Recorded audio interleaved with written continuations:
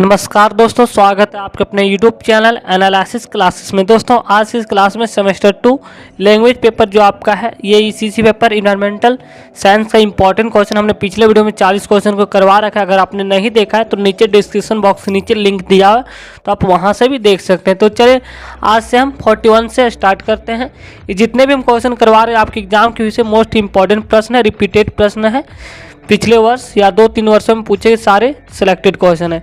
तो चलिए देखते हैं। पहला आपका 41 में प्रश्न है, पर्यावरण में तत्वों के चक्रीकरण को क्या कहते हैं।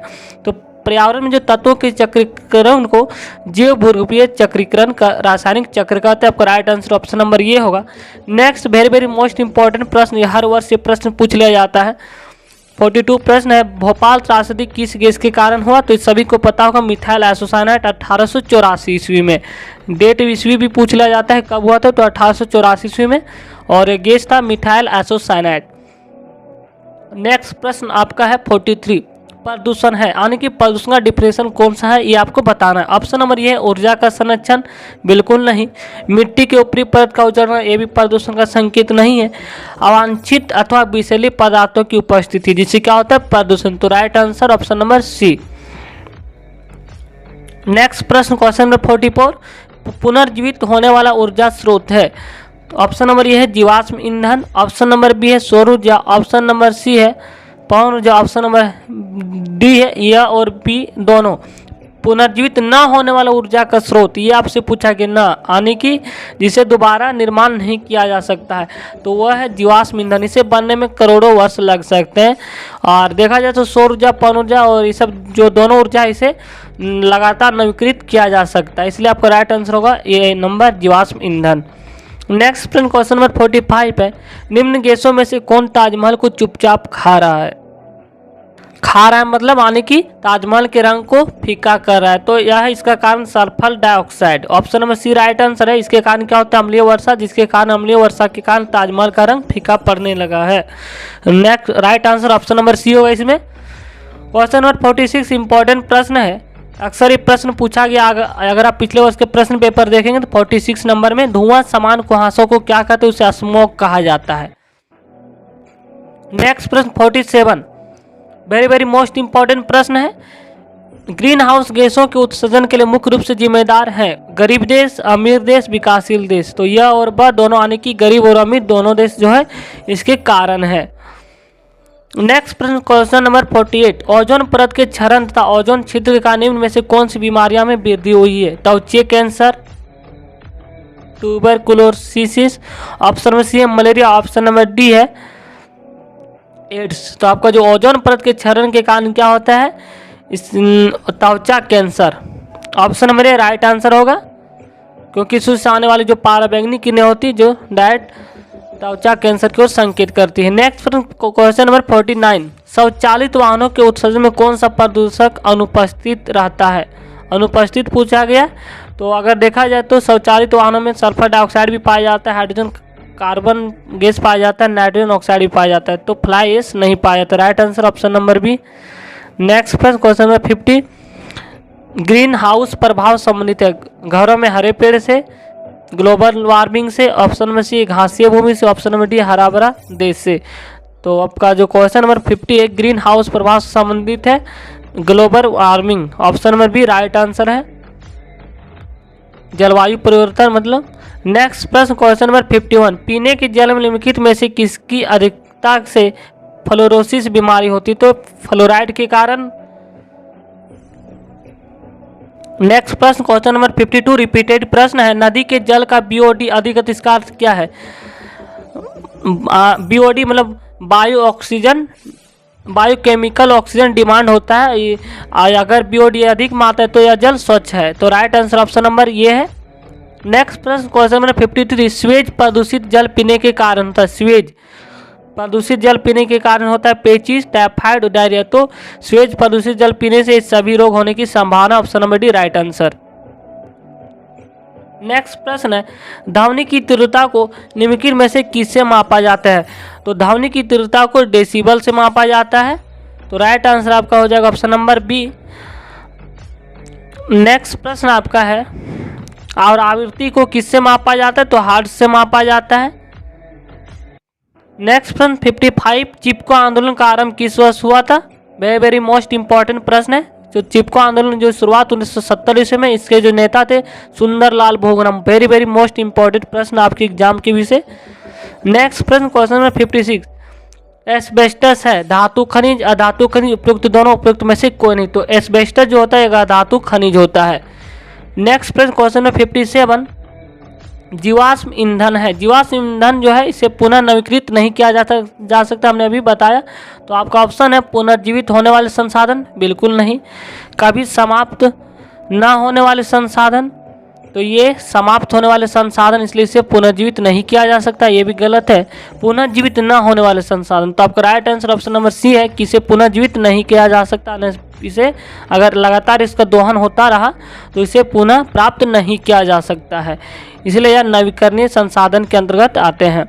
नेक्स्ट प्रश्न क्वेश्चन नंबर 58 है कार्बनिक पदार्थों में निहित ऊर्जा कहलाता है, तो उसे बायोमास ऊर्जा कहते हैं। वेरी वेरी मोस्ट इंपॉर्टेंट प्रश्न है। आपका ऑप्शन रह सकता है भूतापीय ऊर्जा, जैसे कि आप देख सकते हैं तापीय ऊर्जा, पवन ऊर्जा। तो आपसे पूछा गया कि कार्बनिक पदार्थों में निहित ऊर्जा क्या कहलाता है? बायोमास ऊर्जा कहलाता है।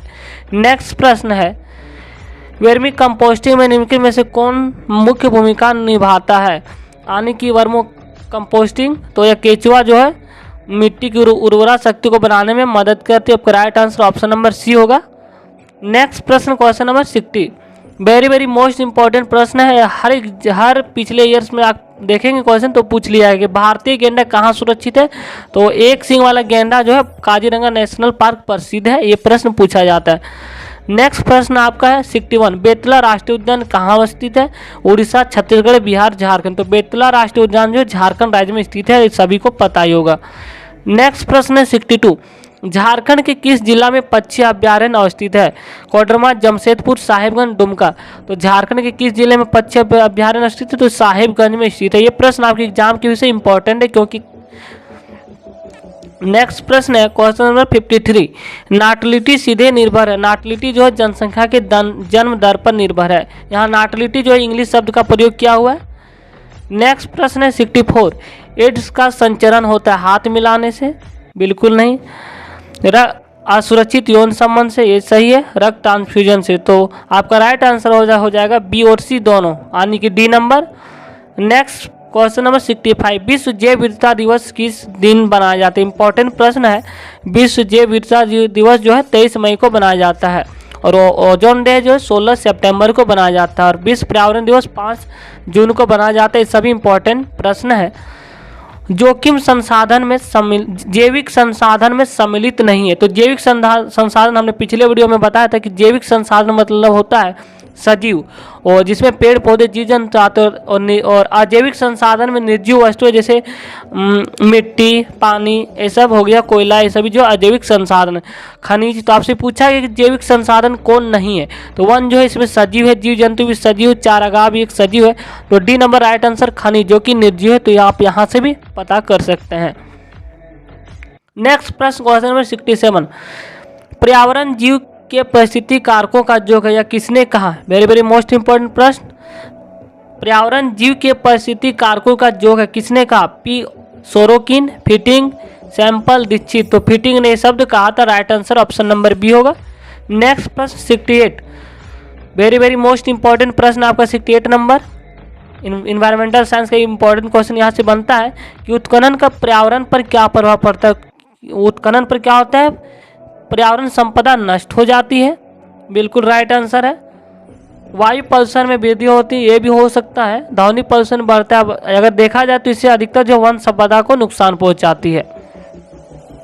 नेक्स्ट प्रश्न आपका क्वेश्चन नंबर 69, औद्योगिकीकरण का पर्यावरण पर क्या प्रभाव पड़ता है? वेरी वेरी मोस्ट इंपॉर्टेंट प्रश्न है आपसे।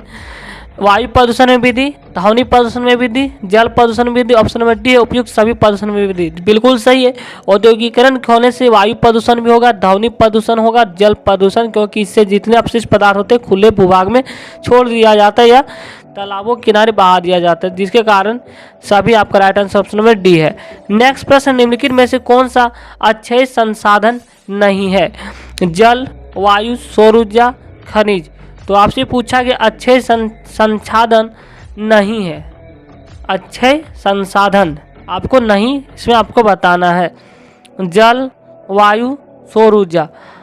तो आपका राइट आंसर हो जाएगा ऑप्शन नंबर डी खनिज। खनिज जो है एक क्षय संसाधन है। नेक्स्ट प्रश्न क्वेश्चन नंबर 71 पानी का सर्वाधिक उपयोग होता है पीने में, खेती में, उद्योग में, इनमें से सभी। तो पानी को अधिकतर देखा जाए तो खेती में इसका उपयोग किया जाता है, कृषि के क्षेत्र में। नेक्स्ट प्रश्न क्वेश्चन नंबर 72 में आपसे पूछा गया खनिज पदार्थों जिन कच्ची धातुओं में मिलते हैं उन्हें क्या कहा जाता है। मोस्ट इंपॉर्टेंट प्रश्न है।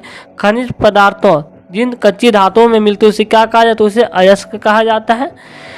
नेक्स्ट प्रश्न क्वेश्चन में 73 है निम्नलिखित में से कौन सा या धात्विक खनिज यानी कि जिसमें धातु की मात्रा नहीं है। Magnesium, gypsum, manganese, bauxite. तो इसका राइट आंसर होगा जिप्सम, इसको याद रखिएगा।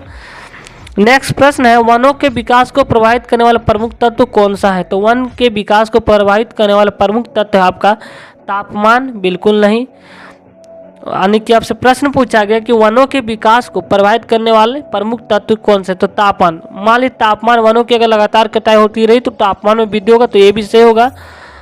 जलापूर्ति, मिट्टी, इसलिए आपका राइट आंसर हो जाएगा ऑप्शन नंबर डी। नेक्स्ट प्रश्न, कांटेदार वृक्ष व कटली झाड़ियाँ किस प्रकार की वनस्पति है। तो यह मरुद्भिद प्रकार की जनजाति, option number A right answer होगा। नेक्स्ट प्रश्न है क्वेश्चन नंबर 66 पर्यावरण के संबंध में कौन सा तत्व गलत है, ये आपको बताना है। जैव मंडल पर्यावरण के अध्ययन की आधारभूत इकाई, बिल्कुल सही है। जैव मंडल में भौतिक एवं जैविक तत्व दोनों ही विद्यमान है। भौतिक एवं जैविक, ये भी सही है क्योंकि इसमें जैविक और अजैविक दोनों तत्व होते हैं। हरे पौधे अपने मृत अवयवों को अपघटित कर सकते हैं, ये गलत है। सी नंबर, अपघटन जीव अपना भोजन स्वयं नहीं बना पाते हैं, तो ये भी सही है। तो right answer option number C होगा, इसमें गलत है जो। नेक्स्ट है पर्यावरण के घटकों में आप किसे सम्मिलित करेंगे। जल, वायु, मृदा। तो इनमें से सभी जो है पर्यावरण के घटक है। नेक्स्ट प्रश्न इंपॉर्टेंट है पर्यावरण को सर्वाधिक बिगाड़ता है पशुपालन, कृषि, उद्योग धंधे, परिवहन। तो सबसे अधिक जो प्रभाव डालता है उद्योग धंधे, क्योंकि इससे जो निकलने वाले अपशिष्ट पदार्थ जो खुले भूभाग में छोड़ दिया जाता है, इससे पर्यावरण प्रदूषित हो जाता है।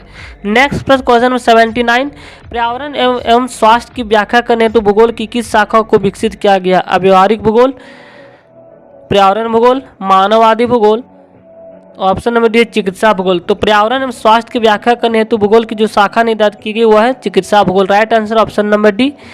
नेक्स्ट प्रश्न जनसंख्या वृद्धि को प्रभावित करने वाले कारकों में से कौन सा कारक प्राकृतिक कारक है। विवाह की आयु, प्रजाति की प्रजनन क्षमता, आयु संरचना, स्वास्थ्य दशा। तो जनसंख्या वृद्धि को प्रभावित करने वाले कारक में से जो प्राकृतिक कारक है प्रजाति की प्रजनन क्षमता, option number B right answer है। तो आज की वीडियो में हमने 40 क्वेश्चन करवा दिए और पिछले वीडियो में 40 क्वेश्चन करवा दिया था। टोटल इस प्रकार हमने 80 क्वेश्चन करवा दिए। तो नेक्स्ट वीडियो में 81 से जितने भी इंपॉर्टेंट है उसको हम करवा देंगे। तो थैंक यू गाइस, अगर आप हमारे चैनल पर नए तो चैनल को सब्सक्राइब कर लीजिएगा ताकि आपको आने वाले वीडियो का नोटिफिकेशन समय पर मिल सके। थैंक यू, धन्यवाद।